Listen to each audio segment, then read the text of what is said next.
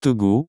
Qui dit revalorisation du SMIC dit revalorisation des salaires des enseignants. Les frais de scolarité dans les écoles privées laïques vont être revus à la hausse pour la rentrée 2023-2024. Annoncée depuis février de cette année, cette décision vise à permettre aux promoteurs de ces écoles à faire face à leurs charges, compte tenu de la revalorisation du SMIC togolais porté à 52 500 FCFA. Qui dit revalorisation du SMIC dit revalorisation des salaires des enseignants. Et la rémunération normale de chaque enseignant du privé ne peut se faire si les frais de scolarité, qui sont restés statiques depuis 26 ans au Togo, n'ont pas changé un tant soit peu. Un sale temps s'annonce par voie de conséquence pour nombre de parents qui, faute de pouvoir trouver l'argent nécessaire à la scolarisation de leur progéniture dans le privé, vont se rabattre sur ce qu'ils n'ont jamais désiré jusqu'ici, l'école publique. Résultat des courses. Une migration synonyme d'effectifs surnuméraires dans une époque publique déjà bondée et qui peine à trouver la meilleure formule face à l'interminable équation du nombre pléthorique des apprenants dont le nombre ne cesse de monter en flèche chaque